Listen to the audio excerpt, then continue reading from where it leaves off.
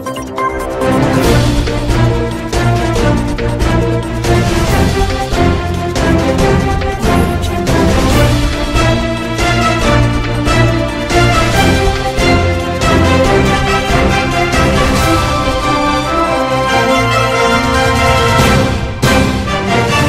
toujours un plaisir de vous retrouver sur Niata TV. Mesdames et messieurs, bonsoir et bienvenue dans cette édition. La faculté des sciences économiques et de gestion a servi de cadre à une conférence d'information sur les variants du Covid-19 et les vaccins administrés au Mali. Un grand meeting en soutien à la transition s'est tenu au boulevard de l'Indépendance à l'initiative du mouvement Yerewolo. La CEDEAO soutient une transition apaisée en Guinée-Conakry.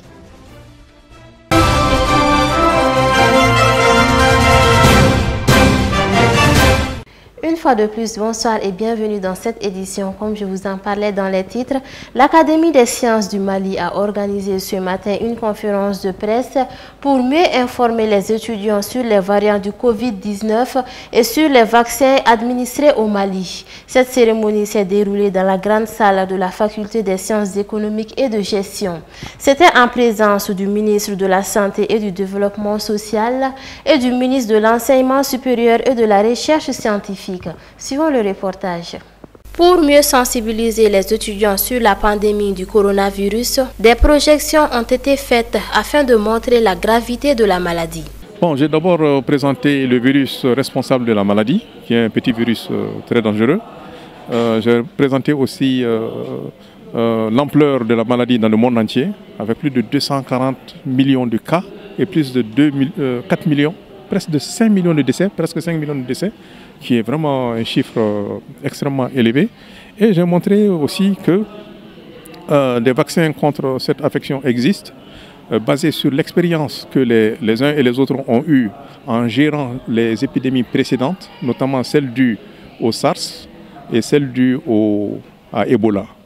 Donc ces vaccins sont disponibles. Il y a beaucoup de candidats qui sont en cours d'élaboration, mais il y a 5 qui sont déjà disponibles, dont 3 au Mali. Le vaccin AstraZeneca, le vaccin Johnson & Johnson et le vaccin Sinovac. Ce sont des vaccins qui sont bien tolérés, qui protègent contre l'infection et qui protègent à 100%, entre 90 et 100% contre les formes graves et l'hospitalisation. Donc ce sont les vaccins qui sont vraiment indiqués pour éviter que les personnes ne meurent. La ministre de la Santé et du Développement social ainsi que le ministre de l'Enseignement supérieur et de la Recherche scientifique ont tous invité la population malienne à se faire vacciner. Je vais déjà commencer par remercier les professeurs, les scientifiques du Mali et les membres de l'Académie scientifique du Mali pour cette initiative qui est salutaire. Et je pense que c'est une très bonne chose, ce sont des actions à encourager pour aider nos compatriotes, nos populations à mieux comprendre la maladie, à mieux comprendre la vaccination et surtout à comprendre que la maladie à coronavirus est une réalité et combattre le déni de la maladie. Il y en a qui n'y croient pas, mais la maladie, elle est bel et bien là, elle est réelle et la vaccination est le seul moyen aujourd'hui de lutte contre la forme grave de la maladie. Donc j'invite aussi tout le monde à se faire vacciner. Nous avons des vaccins qui sont disponibles sur toute l'étendue du territoire et au niveau de tous nos centres de santé communautaires. Et comme cela a été expliqué par les spécialistes, plus il y a de personnes vaccinées, plus ces personnes constituent des écrans pour que d'autres personnes ne soient pas infectées par le virus. Donc il est important que nos citoyens comprennent la gravité de la pandémie, mais surtout qu'ils comprennent l'importance de la vaccination et faire en sorte que nous puissions, dans le cadre de la riposte, constituer un grand front contre cette pandémie et faire en sorte que nos citoyens soient préservés, que notre pays soit préservé et surtout que nous puissions jouir d'une très bonne santé afin de nous adonner à nos activités respectives au sein de notre pays. Faisons confiance à notre système sanitaire et acceptons de nous faire vacciner, tel est l'appel lancé par le professeur. Et confiance en vos autorités sanitaires qui font tout pour améliorer l'état de santé de la population. Ensuite, faites attention aux messages et aux rumeurs qui circulent, notamment au niveau des réseaux sociaux, qui disent que les vaccins sont dangereux, que les gens qui le font vont mourir, que c'est un mécanisme de contrôle des gens, que le virus a été fabriqué dans un laboratoire pour être envoyé aux gens. Il y a beaucoup de choses qui sont dites qui ne sont pas vraies, qui ne sont pas basées sur des faits. Mais par contre, tout ce que moi j'ai dit relatif au développement des vaccins sont basés sur des faits qui peuvent être vérifiés. Et je voudrais ajouter aussi que compte tenu de l'efficacité des vaccins et de la gravité potentielle de la maladie à coronavirus, j'encourage vivement les uns et les autres à se faire vacciner. Selon les chercheurs, le vaccin reste le moyen le plus sûr pour éviter cette terrible maladie. Il est donc nécessaire de se faire vacciner pour sauver sa vie, mais aussi celle des autres. Les syndicats de l'éducation signataires du 15 octobre 2016 ont décidé de rentrer dans les salles de classe le lundi prochain, date de la rentrée scolaire 2021-2022. Cette information a été annoncée ce jeudi 28 octobre dans un communiqué. Toutefois, les syndicats des enseignants ont décidé de changer de stratégie pour exiger l'application de l'article 39. Parmi les actions de cette nouvelle stratégie, la synergie a évoqué la non-évaluation des élèves, la non-prise des salles à double division et à celle double vacation et la non-prise des écoles à classe SEI. S'y ajoute la non-prise des heures supplémentaires. Ils ont aussi décidé de ne pas dispenser les cours dans des classes à effectifs dépassant plus de 50 élèves. Issa Kaoudjim reste en prison. Il va devoir attendre le verdict de son jugement qui a été reporté au 3 décembre prochain.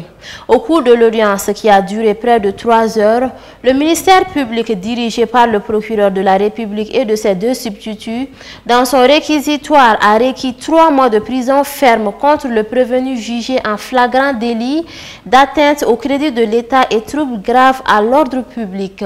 À l'issue de cette audience, la demande de liberté provisoire formulée par la défense du prévenu a été rejetée par le tribunal. Retenez que le président de l'ACRT, Fasso Kawele, a plaidé non coupable. Par ailleurs, le président du Conseil national de transition a annoncé dans un avis publié ce vendredi la mise en place d'une commission ad hoc relative à l'affaire de Issa Kaoudjim. Ce serait lors d'une séance plénière à huis clos du CNT prévue ce lundi 1er novembre 2021. Pour l'instant, le CNT n'en a pas dit davantage. Le mouvement Yerewolo debout sur les remparts en collaboration avec plusieurs mouvements associatifs du district de Bamako et de toutes les régions du Mali ont tenu un grand meeting hier 29 octobre 2021 au boulevard de l'Indépendance pour non seulement demander la prorogation de la transition, mais aussi demander à la France de quitter le Mali en particulier et l'Afrique en général. Reportage Ali Koulibaly et Nadji Traoré. Premier à prendre la parole, Nouhoum Togo a lancé un message de fermeté aux Maliens de partout et à la communauté internationale. Ce jour du 29 octobre 2021 a été une occasion pour lui de rémunérer les séquelles de l'insécurité grandissante au Mali. L'homme de médias est pour les élections, mais la sécurité partout au Mali d'abord. Nous prenons la parole pour adresser le message de fermeté, d'engagement pour sauver le Mali. Le peuple malien, à partir du nord du Mali, au centre à Mopti, dans le pays de Togo, vers Nyono, le peuple malien continue à souffrir et on n'arrive plus à cultiver. Les Dogons, cette fois-ci, cette année, n'ont pas pu cultiver. Les Peuls n'ont pas pu amener leurs animaux en brousse. À Nyono, l'office n'arrive plus donc à faire en sorte pour récolter les riz que nous avons cultivés dans des conditions difficiles. Oui pour les élections, oui pour les élections, mais oui d'abord pour la sécurité nationale sur l'étendue du territoire national. Les sursauts nationaux tant voulus par les leaders religieux du Mali. Depuis un certain temps, ces leaders religieux ont été salués au nom de leurs devoirs patriotiques accomplis. Oui au sursaut national patriotique. Oui, cet appel a été lancé le 31 août 2021 par nos leaders religieux auxquels il sied de dire merci tout de suite et maintenant. Pour leur esprit d'exemplarité, de véritables rassembleurs. Oui, merci au shérif Bouye Haïdara Merci à l'érudit Mamoudou Diko. Merci au shérif Ousmane Madani Haïdara. Merci à Soufi Bilal. Merci au cardinal Zerbo. Merci au révérend Yatara. Les Maliens, à partir le porte-parole du mouvement du 29 octobre 2021 sur le boulevard de l'Indépendance, a énuméré ce qu'ils veulent que le Mali soit. Et un message fort a été adressé à la France au même moment. Les salutations ont garni les autorités de la transition. Chers Maliennes et Maliens, voulons-nous la lutte contre la corruption? Oui. Voulons-nous la justice qui se tourne vers le peuple? Oui. Et voulons-nous que nos femmes montent en puissance? Oui. Voulons-nous que nos autorités continuent à diversifier les partenaires pour une meilleure sécurité? Oui. Devons-nous accepter que d'autres pays décident à notre place? Non. La France, l'officiel, la France officielle doit continuer à nous traîner? Non. Doit-on accepter la division de notre pays? Non. Chers Maliens, disons ensemble à Emmanuel Zemmour, plus zemmourien que Zemmour, que nous avons désormais des autorités qui sont en phase avec nous, le peuple digne et fier. Disons merci au président de la transition, au colonel Assimi Goïta. Disons merci au Premier ministre Dr Tchokala Kokala Maïga. Disons merci au ministre Sadio Kamara.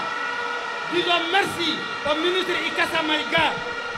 Et surtout à Founé Koulibaly, El Commandante, garde à vous, Founé Koulibaly. La vérité, rien que la vérité, a été aussi adressée aux organisations internationales. Oui à la CEDEAO de la stabilité, non à la CEDEAO des élections bâclées. Oui à l'ONU de la Charte des Nations, non à l'ONU du diktat des puissances. Oui à la CEDEAO de la stabilité, non à la CEDEAO des élections bâclées. Oui à l'ONU de la Charte des Nations, non à l'ONU du diktat des puissances. Allons aux assises pour la refondation de notre cher Mali, Mali Baker Antaye. Le mouvement Yerwole debout sur les remparts avec tant d'autres associations et mouvements sont debout pour rendre aux Maliens leur dignité. Toujours sur le boulevard de l'Indépendance pour une transition prolongée et le départ définitif de la France sur le terrain malien, beaucoup de citoyens lambda se sont exprimés en faveur de la prolongation de la transition et à la tête de l'appareil transitoire, le colonel Assimi Goïta ainsi que le docteur Choguel Kokala Maïga. Reportage Ali Koulibaly et Ladji Traoré. L'appel du mouvement Yerwole debout sur les remparts, y compris ses partenaires de lutte, a été répondu par des Maliens de l'intérieur comme de la diaspora pour apporter leur soutien indéfectible à la transition. Il a été demandé à Assimi Goïta de rester fort pour le Mali. En fait, je veux m'adresser directement à Assimi. Assimi, aujourd'hui, il est la tête de tous les Maliens. Il est le père de tous les Maliens. Étant jeune, il est le père des vieux, des vieilles, des mamans, des enfants du Mali. Le Mali a besoin d'être libéré. Le Mali a besoin d'être construit. Le Mali a besoin de changer. Il faut mourir comme un Thomas Sankara, comme un Che Guevara. Le Mali a besoin d'un libérateur. Le Mali n'a plus besoin. Le Mali n'a plus besoin d'un corrupteur. Le Mali a besoin d'un président qui peut unir tous ses enfants, du nord au sud, de l'est à l'ouest. Tous les Maliens sont d'un même père et d'une même mère. Aujourd'hui, les grandes puissances vivent avec des noirs, des blancs, des rouges, des jaunes. Donc le Mali peut vivre ainsi avec ses enfants.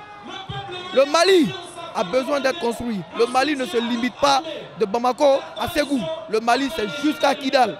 C'est jusqu'à la frontière de l'Algérie. C'est la souveraineté du Mali qui compte aujourd'hui. Assimi, aie la tête sur tes épaules. Je parle en tant que jeune. Tu es jeune, je suis jeune. Tu es un grand frère. Je parle avec respect. Mais aie la tête sur tes épaules. Sois un homme.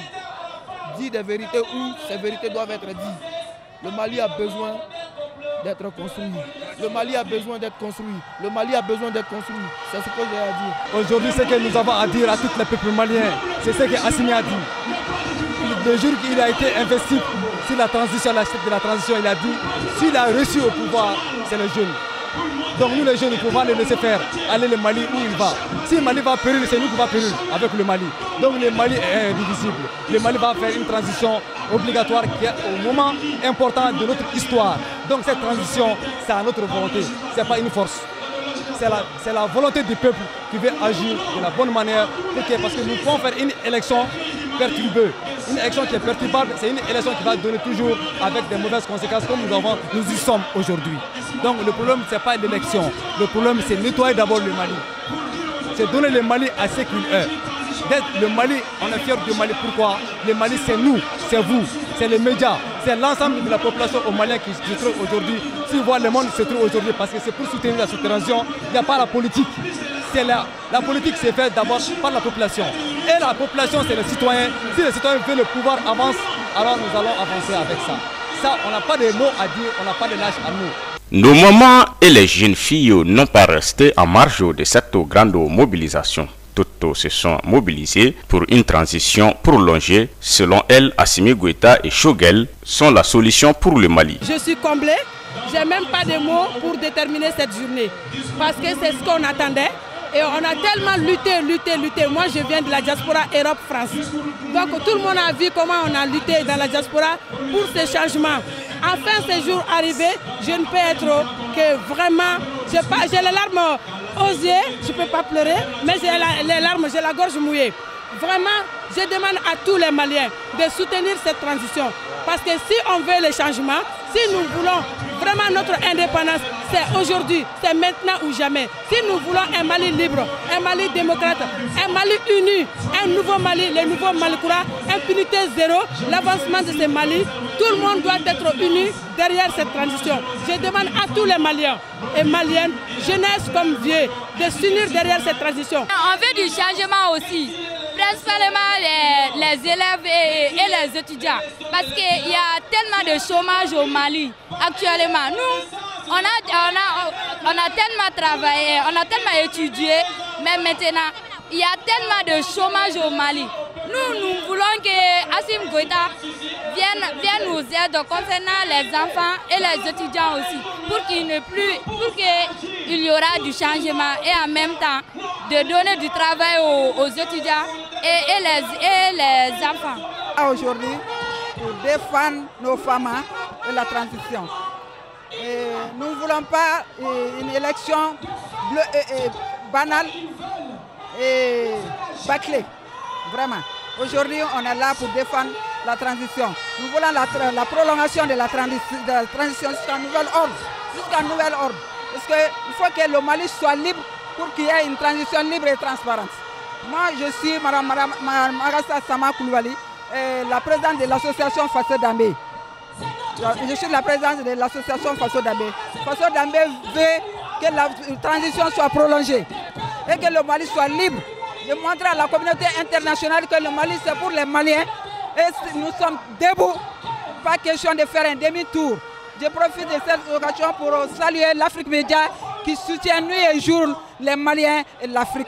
Si la durée de la transition était fixée à 18 mois par la communauté des États de l'Afrique de l'Ouest, le peuple malien réclame autre que cela. Le but de cette organisation, c'est pour que la transition fasse 3 ans. Pendant ces 3 ans, si le Mali a pu être libéré, si les assises du Mali ont pu être mises sur pied, il n'y a pas de souci qu'il organise les élections. Mais pendant ces 3 ans, si rien n'a été fait, s'il y a des choses à faire et s'il est en train de travailler, qu'il fasse 10 ans. La transition peut aller jusqu'à au-delà de 5 ans.